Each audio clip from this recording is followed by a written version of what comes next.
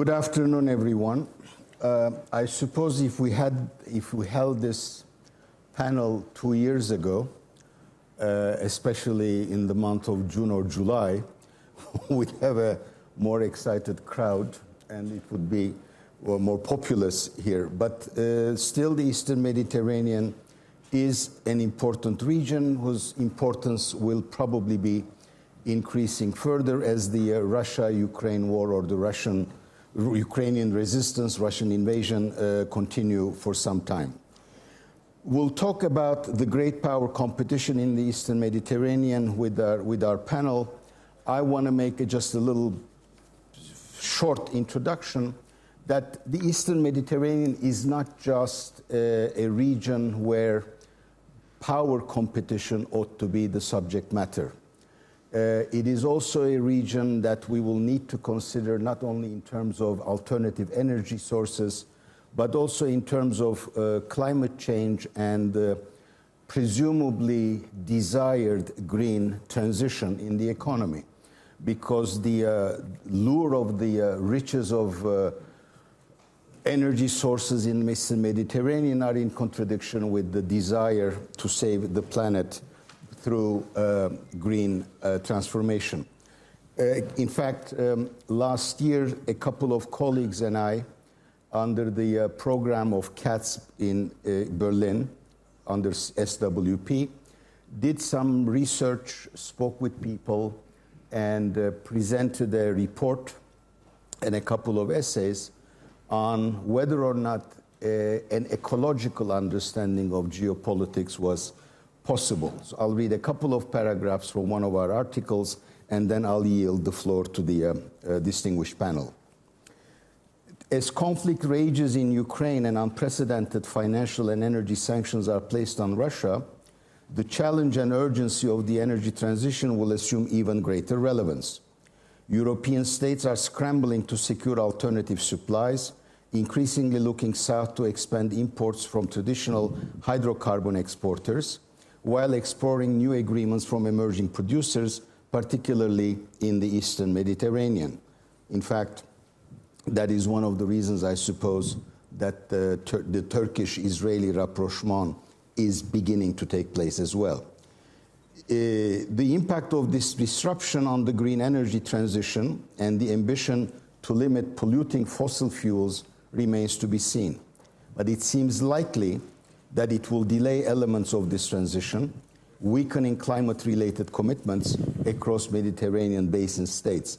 As usual, the urgent matters of today take precedence over the much more serious matters of tomorrow.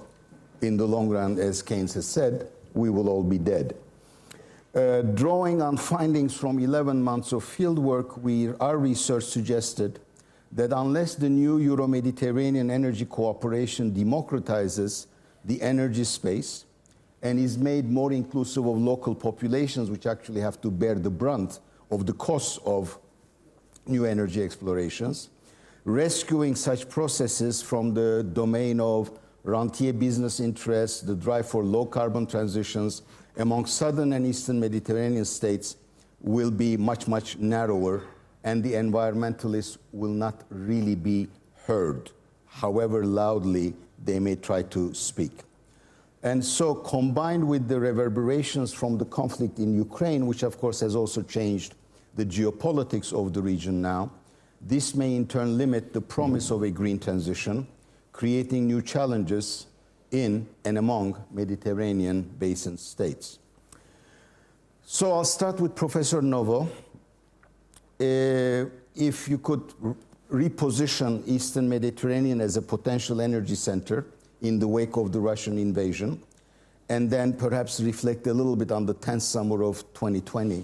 I must say it was a perilous time, but somehow in Turkey, in spite of the escalation, we didn't really feel that we were at the edge of war, and I understand the sentiment was not the same in Greece.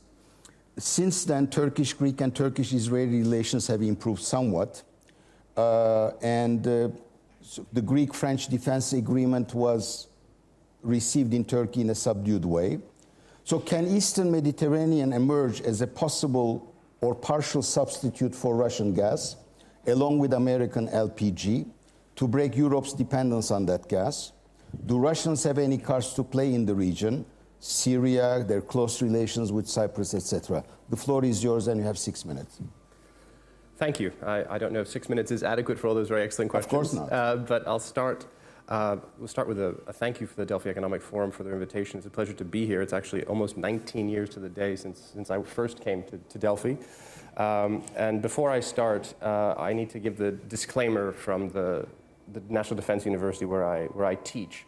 Whatever I say is not the position of the National Defense University, the Department of Defense, or the US government. So we'll start with that. When I was here in Delphi 19 years ago, they were quick to point out that this was the center of the world and a place where everything sort of comes together. And so in thinking about today's panel, I thought that the Eastern Mediterranean was actually a similar region. And on the subject of great power competition, it struck me that this is perhaps the one region in the world where the great powers of today, which I would define as the European Union, the United States, Russia, and China, really overlap in very substantive ways. And so for that reason, the region is going to continue to be important. And I think that what we've seen in the region as well is the way in which great power competition in today's world has many different facets. You mentioned energy, and of course there's going to be competition for energy. There's also going to be political and economic competition. One of the ways in which the great powers overlap, of course, you have Russia's presence in Syria, which everyone is very familiar with, and Russia has always aspired to be a Mediterranean power. You have, of course, the frontiers of the European Union in Greece and Cyprus. You have the frontiers of NATO in Greece and Turkey, which is, of course, of extreme importance to the United States, as is America's relationship with Israel. And for China, you have the Belt and Road Initiative, which has very many connection nodes all throughout the region. So in terms of what that means for the multifaceted nature of great power competition, I think you will continue to see involvement by the great powers on a number of metrics in a number of ways in the region. It could be Russia's use of mercenaries in Syria. It could be China trying to acquire infrastructure and the United States playing its role as a leader in NATO. So there's going to be this multifaceted aspect to the competition. Energy is part of that. As Professor Özel was describing, energy was underpinning some significant tensions in the region a few years ago. As you said, some of those have ameliorated, although I would think that the tensions between Cyprus and Turkey are not ameliorated. The occupation is ongoing. And of course, the shift in policy announced from Ankara of a two-state solution rather than a sort of bizonal, bicommunal federation was and remains a major obstacle toward any sort of negotiated solution to that problem. So while it is a positive that Greece and Turkey seem to have adopted a more constructive relationship with each other, Cyprus and Turkey remain in very different places in terms of how they look at a potential solution to the Cyprus problem. And that, of course, is exacerbated by the situations you're all very well familiar with exploration vessels. It's ironic for exploration vessels to be named after famous corsairs and pirates, but I don't name Turkish ships. So I think energy does have the possibility to create unifying forces, but at the same time, it does have this potential to create nodes for competition and for hostility as well. So that's a little bit of a pessimistic opening statement, but we have plenty of time to go more optimistic as we go along. Okay. Dr. Lesser, what importance does Eastern Med have for American strategic thinking? In fact, does it still have the same importance for the United States as it did before? Can the U.S. play a role as a mediator between conflicting parties like Turkey and Greece as it did before? In the summer of 2020, the United States or Washington was conspicuous by its invisibility. Maybe it wasn't absence, but it was not terribly visible. It was France and Germany who between them played good cop, bad cop to either party and in a way reduced the tensions. Are improved relations between Greece and the US a function of deteriorating relations between Turkey and the USA, which seem to be on the upswing now because there is something even worse happening to the north? If so, does the Russian aggression have the potential to ameliorate relations between Ankara and Washington? And then could there be hope, finally, for a resolution of the long-lingering Cyprus conflict? And as Professor Novo's presentation suggested, we don't even use the same vocabulary. That is, Turkey, Greece, and Greek Cypriots and Turkish Cypriots don't even use the same vocabulary in addressing the matter. Well, Soli, if I may. Those are very simple questions. Very simple, and all have optimistic answers. Thank you very much. Well, a few thoughts on the three broad questions that you pose. First of all, from the American point of view, how to see this region in strategic terms. The key thing, I think, to say is that actually to remind ourselves that the United States has been a Mediterranean power for over 200 years, in fact. This is not a new engagement. It's very old. And it has a particular character to it, especially as seen from Europe, which is that we don't often describe it as a Mediterranean presence. We think about the world in our foreign policy as European affairs on the one hand, Middle East and North Africa on the other, the Gulf is something else. And it's rare that these things actually come together, intellectually or in our bureaucracy or any of those kinds of things. But nonetheless, the United States has been deeply engaged in this region. I know it's been fashionable to say that somehow the United States is going to be disengaging from the Middle East, say. And I could imagine that happening in the Gulf. You already see some signs of that to an extent. In fact, we haven't disengaged at all from this region. If anything, the United States is more present in the Eastern Mediterranean, both militarily and politically and economically, I would say, today than in past decades. There are many reasons for that, but one reason is, and it goes to some of your other questions, is that one of the stakes the U.S. has in Mediterranean affairs is that it's connected directly to European security. That's waxed and waned over time, but with what's happened in Ukraine, I would argue that, in fact, we're not looking at two separate theaters of South and East. In fact, there is a nexus between the two. And as Russia has aspired to a more active role, this is before Ukraine, in Syria, in Libya, in other places around the Black Sea, obviously, this has become much more obvious to American strategists. If you think of the things that could go wrong today between NATO and Russia, apart from the fact that we have a war on NATO's borders, but things that honestly could turn into a hot war between NATO and Russia directly, these are not all in the east of Europe. Many of them are, obviously, in the Baltic, and it's in the Black Sea, but things can go wrong around Syria or in Libya or in the Sahel. There is a Mediterranean dimension to this conflict with Russia, which we have to reckon with. And so I think that will keep the United States quite focused. Your sort of second question about the relationship between Greece and Turkey and the U.S., I would disagree with you slightly, Soli. I mean, we do sometimes do this. I mean, rarely, but occasionally. You can even disagree with me deeply. Yeah, well, let me say slightly, because I don't think we were absent from that period of real brinkmanship and real risk over the last couple of years. It was a hot issue on Capitol Hill.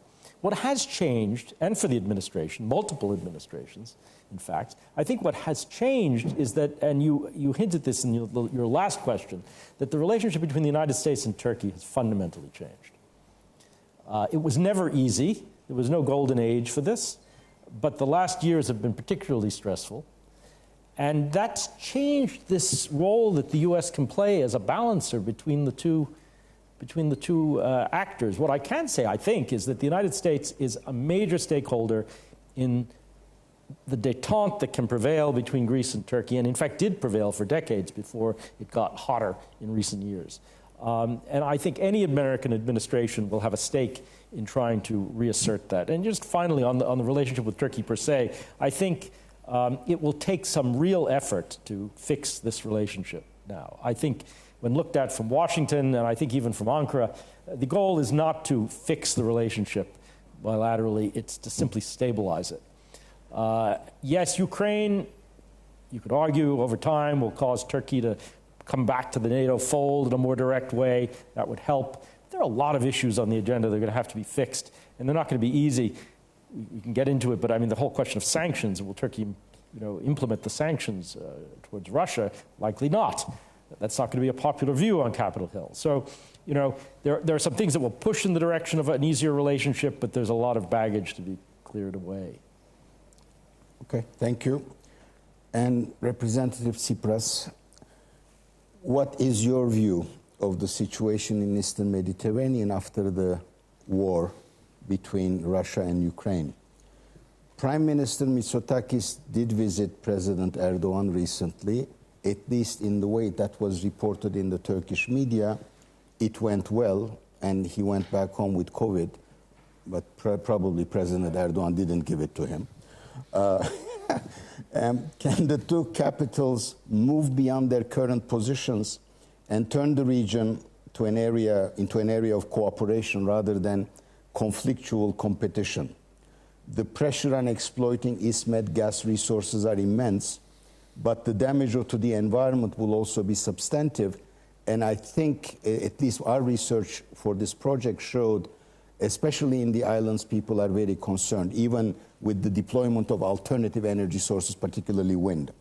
So can the region not be seen as an area of cooperation on alternative energy, which presumably the Western world is also committed to, and in the long run, the returns may be actually much, much higher, and the situation much, much better in terms of the environment? Ευχαριστώ για την πρόσκληση.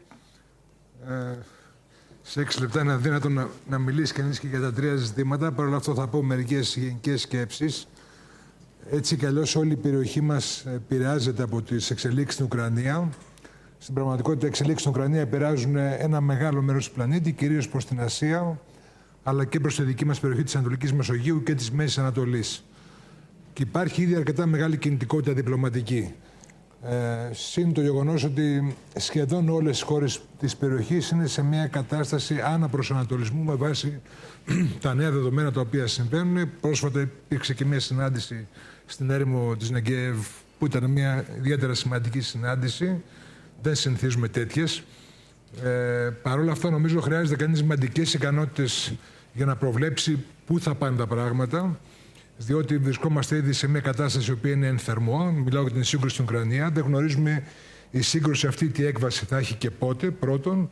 Και δεύτερον, με ποιους ακριβούς τρόπους θα επηρεάσει και την περιοχή μας. Η Ρωσία είναι ήδη ένας παράγοντας σε δύο από τα σημεία κρίσης που υπάρχουν στην περιοχή μας, και αναφέρομαι στη Συρία και τη Λιβύη. Ούτε αυτό δεν είναι καθαρό, δηλαδή πώς ακριβώς θα επηρεαστεί αυτός ο παράγοντας στο επόμενο διάστημα. Η Ανατολική Μεσόγειος την τελευταία δεκαετία έγινε ένα γεωπολιτικό hot spot από αυτό που ήταν κυρίως ένα κέντρο εμπορίου και μετά την Αραβική Άνοιξη, αλλά και κυρίως λόγω των ενεργειακών ανταγωνισμών. Και θέλω να πω όλα τα σημεία σύγκρουσης της περιοχής, είτε αυτό είναι η Σύρια, είτε είναι η Λιβύη, είτε είναι το ενεργειακό της Ανατολικής Μεσογείου, δεν έχουν ως παράγοντα μόνο τη Ρωσία ή δευτεροβόντως την Κίνα, για την οποία επίσης δεν ξέρουμε τι θα κρατήσει από εδώ και πέρα στην περιοχή, αλλά και δυνάμεις που έχουν γενικά δυτικό προσανατολισμό ή ανήκουν στο δυτικό μπλοκ και έχουν και μεταξύ τους αντιθέσεις. Και παρά την επιθυμία για ύφεση, που είναι μια λογική επιθυμία που νομίζω περισσότερες χώρες στην περιοχή αποδέχονται, είναι δύσκολο προβλήματα που ήδη υπάρχουν και δημιούργησαν τις προηγούμενες εντάξεις να κρυφτούν κάτω το χαλί μόνο και μόνο διότι θα υπάρξει μια επιθυμία ύφεσης. Τώρα, είναι πολύ θετικό να υπάρχουν όχι απλά διεύλοι επικοινωνίας, αλλά και συζήτηση ανάμεσα στην Ελλάδα και την Τουρκία. Το πρόβλημα αυτό θα συνεχίσει έτσι κι αλλιώς να υπάρχει. Νομίζω η επιθυμητή ύφεση και από την πλευρά της Ελλάδας και από την πλευρά της Τουρκίας και από την πλευρά των ΗΠΑ θα είναι ύφεση εφόσον ξεκινήσουν να υπάρχουν κινήσεις, πια πρακτικές κινήσεις προς αυτή την κατεύθυνση. Δεν θα έλεγα ότι υπάρχουν κινήσεις από την πλευρά της Άγκυρας προς αυτή την κατεύθυνση.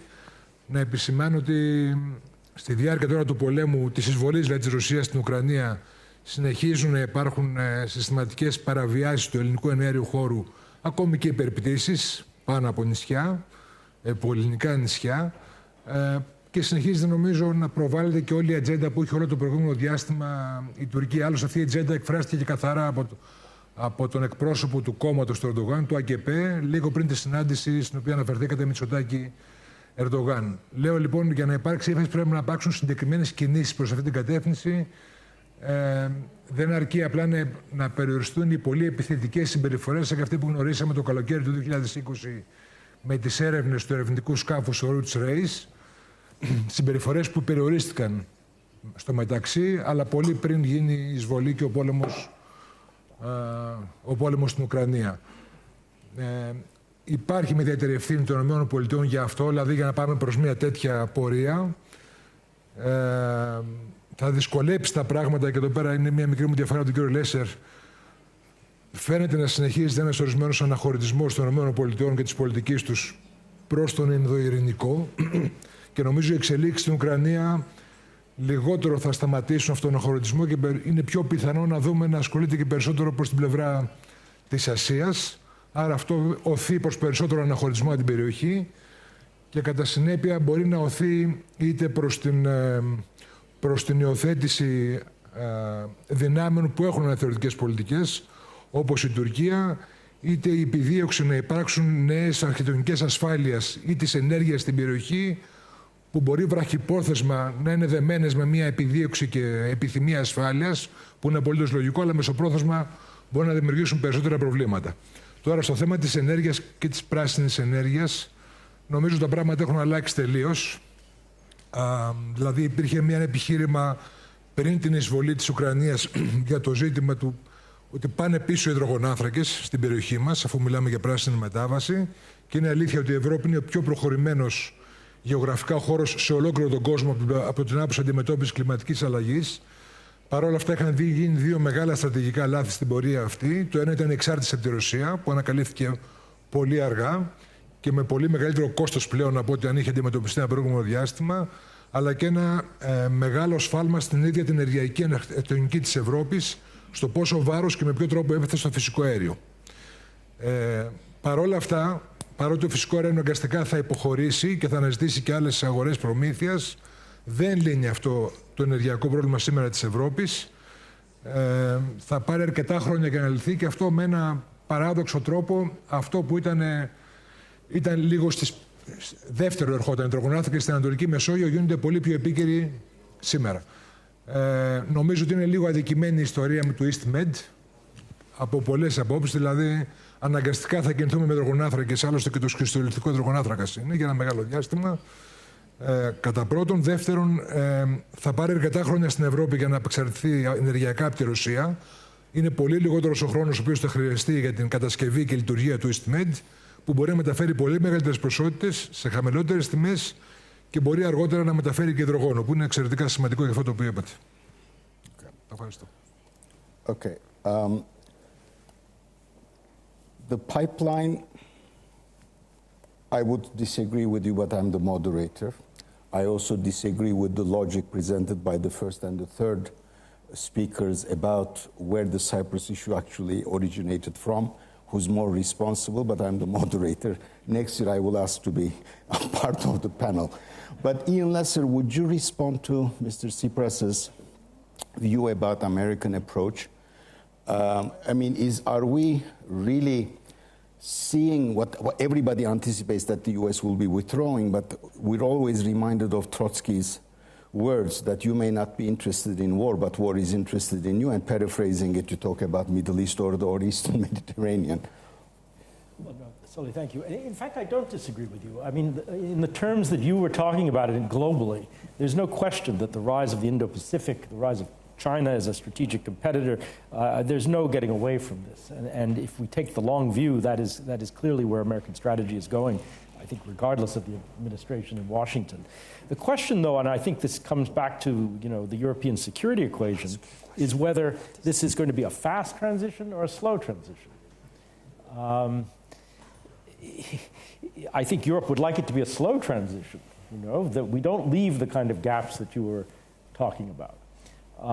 And of course, what's happened in Ukraine probably, increases the U.S. stake in staying, obviously, deeply engaged in European security, if we can do both. But things could happen next week over Taiwan or the South China Sea. They could accelerate this, right? And then the issues we're talking about are really going to be issues for Europe, with the United States more distant. I don't disagree, actually. Okay. Professor Novo, Again, in our research, we found that the environmental damage because of exploration of gas and reliance on its exports and stuff is going to be far more costly than trying to invest actually in green energy or alternative energy sources. But is there any way not to sacrifice the long term to the expediencies of the short term, quite frankly? That's an interesting question, one that's a little bit out of my area of expertise in terms of the environmental impact. But I mean, I think this is something that we don't do a very good job counting when we talk about economic progress and energy. I mean, if you look at, I mean, there are some people who estimate that China's real economic growth is zero because the cost of cleaning it up is going to eat up its growth.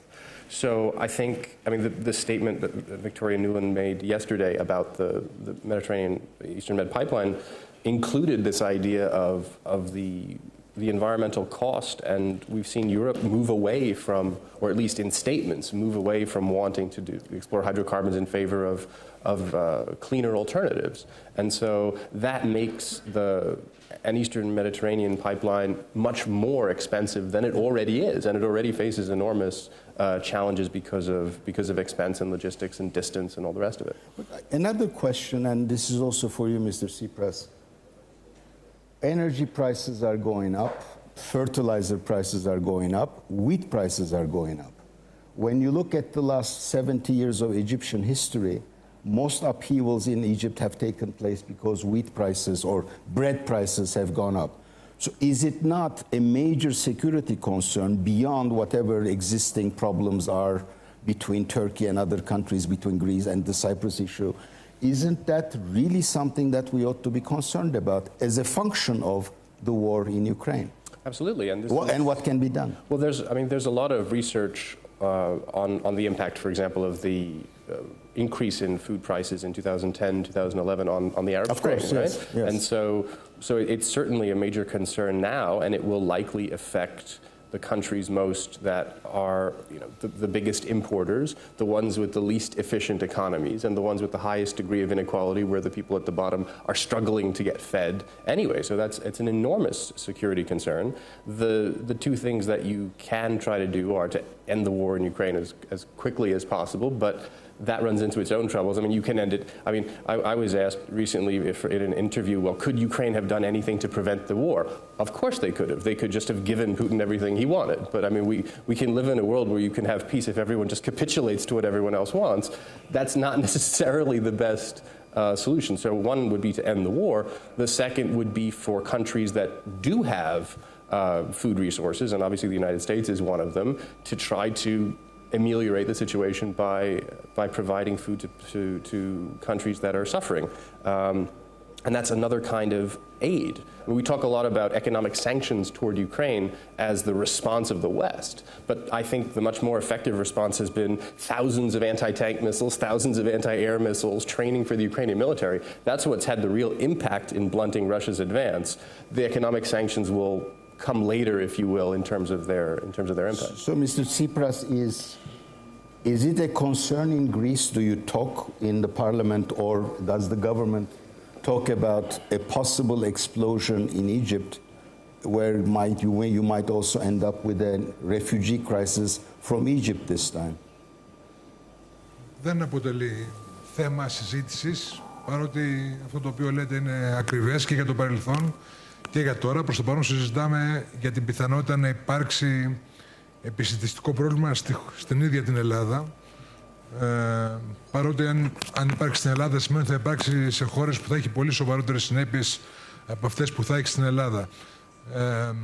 Είναι σωστό αυτό το που υπόθηκε, όσο πιο γρήγορα έληξε ο πόλεμος τόσο το καλύτερο, αν και υπάρχει μια ακόμα πιο δύσκολη άσκηση με ποιο τρόπο θα λήξει, δηλαδή αν θα υπάρξει συνεννόηση που θα αποτρέπει συνέπειες που μπορεί να σχετίζονται είτε με το ενεργειακό είτε την επιστημιστική κρίση. Και νομίζω πολύ γενικά μιλώντας, για το από εδώ και πέρα, και αυτό δεν αφορά μονάχα την Ουκρανία, εάν υπάρχει μια κάποια τάση προς αποπαγκοσμιοποίηση, μια τάση, δεν σταματάει η παγκοσμιοποίηση, νομίζω ότι υπάρχουν πολύ χοντρά δύο σενάρια, πολύ σχηματικά. Το ένα σενάριο είναι ο περιορισμός της επέκτασης της Κίνας με μια κάποια αποεπένδυση από την πλευρά της Δύσης. Και ο άλλος τρόπος είναι σχηματισμός πια στρατοπέδων, που αυτό είναι πολύ πιο κοντά να μας φέρει σε κρίσεις επισιτιστικού τύπου και άλλες. Okay. Is there anyone from the audience who'd like to ask the panel a question or a number of questions? Otherwise, we'll... Please, sir, go ahead. You probably need a microphone. And also, please identify who you want your question to be answered by. Hello. If I may, there was something that came up during the discussion yesterday, and that was, is Europe's energy dependency on Russia the byproduct of Europe's effort to westernize or introduce Russia into the Western economy and create this interdependency as a mechanism of safety? The interdependence of economies make them not a far party, but somebody who is integrated into the Western system. Now, in light of the war in Ukraine and the sanctions, do you feel that this would alienate Russia and completely demolish this theory that the approach to Russia was a solution to... Thank you. I mean, it's a good question. I mean, if I may, I think, you know, the idea that is, in a way, embedded in your question was a driver for Germany's Ostpolitik during the Cold War. There's no question about that. I mean, it was in part an energy strategy, energy access strategy, but above all for Germany, I think it was a political strategy. And, you know, the United States was very against that at its start, of course, especially the pipelines that were built, and even in the 80s. As it turned out, Russia was a very reliable supplier. In some sense, it may still be a reliable supplier, ironically, but there are bigger problems there, obviously. And at this point, you know, given the aggression and the invasion, I mean, to contribute to their ability to wage war and to risk Europe's energy security future with this very unpredictable power is probably something that no one wants to do anymore. And will publics tolerate leadership's shifting away from this? I think at this point they will. And if that does happen, for some of the reasons we've already mentioned, I think that will be structural. I think barring a return to some different regime, you know, in Russia, I can't imagine Europe going back to it if it does shift.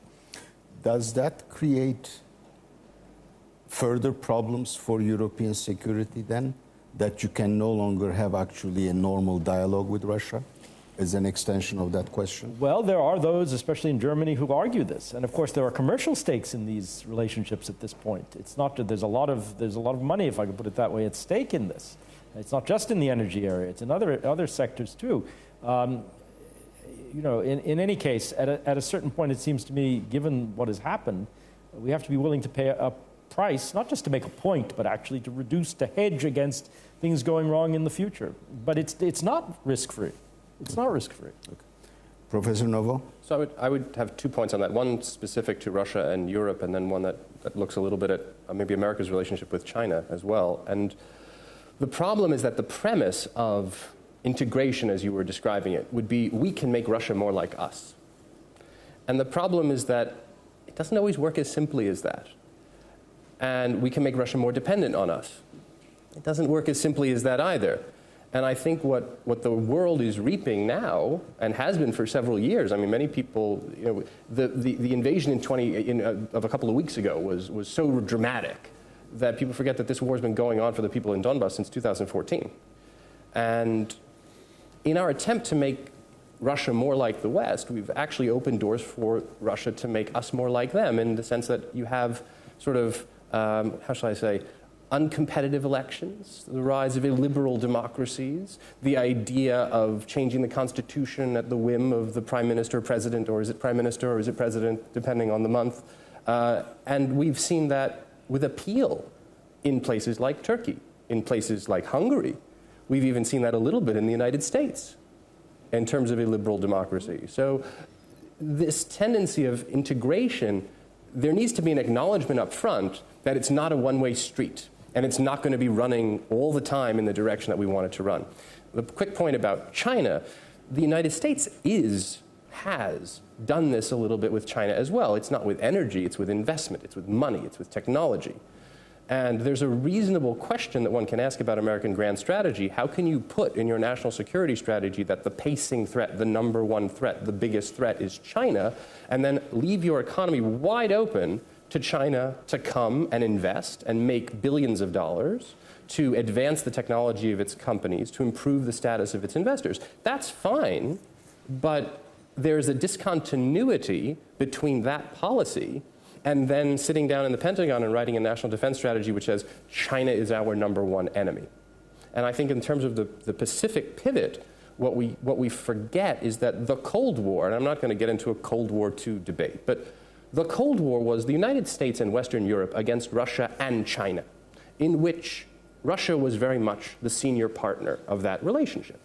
We may be seeing a situation where we are having a second Cold War, but that relationship is reversed, and where the senior partner in the relationship is now China, and the junior partner is Russia, which is fine. But if you look at examples in history, junior partners, and it's a pity Professor Platias is not here, junior partners like Corinth, if you're Sparta, can sometimes be much more aggressive than the major party. Mussolini's Italy was much more aggressive early on than Hitler's Germany. It invaded Abyssinia, for example, in 1935. So that idea of integration we need to take much more seriously.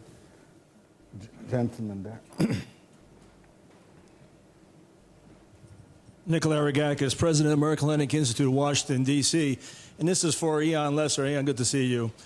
It was in an earlier panel, somebody talked about double standards. And focusing on the Eastern Mediterranean, it would just seem to be that there are double standards, specifically as relates from the United States. Secretary Blinken, in his nomination hearings, talked about Turkey as a country that's an ally, doesn't act like an ally. They purchased S-400s, they're under CATSA, they're out of the F-35 program, goes on. And today, in 2024, they occupy a member of the European Union called Cyprus with what you can arguably say a NATO army. Kuwait, Cyprus, Ukraine, same principles of violation of international law.